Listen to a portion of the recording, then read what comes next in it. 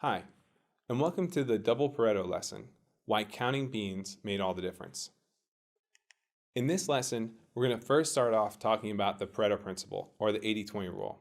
You may have heard of the 80-20 rule before, but did you know that Pareto, the finder and founder of this principle, was actually an Italian economist? In the 1890s, Pareto was working in his garden, and he noticed that the pea production from his pea pods wasn't even. In fact, when he did an analysis, as economists like to do, he found that about 80% of the peas came from 20% of the pods. This was a shocking revelation for him because he was thinking that, like any economist at the time, that he should see a standard distribution, an even distribution, but it wasn't. It was extremely skewed, what we call the tyranny of the few. And when Pareto looked at other systems, also man-made or otherwise, he found this same ratio. When he looked at the Italian real estate market, he found that 20% of the people owned about 80% of the real estate. That remarkable finding, and then the repeated finding of the 80-20 rule throughout all systems in the world, solidified the 80-20 rule in modern lexicon and Pareto as the finder of this principle. And this is actually the reason why in the previous lesson, when we were talking about the power of priorities, why only one thing really matters. One thing really matters to an organization, to your life, and to your work.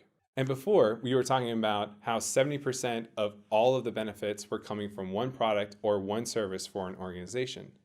Well, that's not exactly 80%, and we're going to explain how you get to 70%. So the way that you get to 70% is first you start with the 80-20 rule.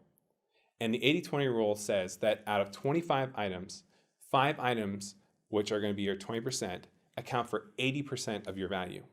If we look at the graphic here to my left, you're going to find that I've already done the visual dynamic for you so that you can see how 20% of the items, 5 out of 25, account for 80%.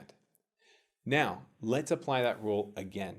And if we do, we find that 1 out of those 5 items actually accounts for 64% of the value.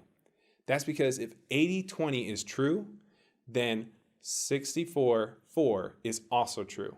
1 out of 25 items in any system is going to account for over 60% of the value. And in fact, if you get into the details of systems like the Apple revenue stream, you'll be able to find that 65% is right on the mark when it comes to the revenue from iPhones. 65% is right on the mark when it comes to Google search ads. 65% is right on the mark when it comes to how much time we're supposed to spend awake. 65% is exactly the right thing. Even though there are 25 items or more, one thing will account for 65%. So, what does this mean for you? This means that Pareto said 80-20. 80% of the value comes from 20% of the items. And that's true. But what's also true is that you can apply it twice. If you apply the Pareto principle iteratively, you get the rule 64-4. And what does that mean? That means that one thing matters. One thing out of 25. If you have a portfolio greater than 25, it's still probably going to be about one thing.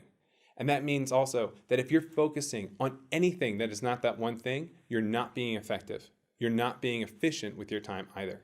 And therefore, this is going to be something that's really important to your business, to your project, and to how you run your organization and your lives. So hopefully this has been very informative for you, and you can begin finding your one thing as you move forward into the next week. We look forward to seeing you there, and we hope you're enjoying the course. Hey there, did you enjoy that lesson as much as I did? If you did, go ahead and give us a like. If you want to see another one, go ahead and subscribe. And if you have any questions or comments, put them below and we'll get back to you as soon as we can. Moreover, is there somebody in your life who really needs this lesson right now? If so, go ahead and share it with them. I'm sure they'll appreciate it. Now, we look forward to seeing you in the next lesson where you can learn even more from the University of Maryland Project Management Center for Excellence. Thanks so much.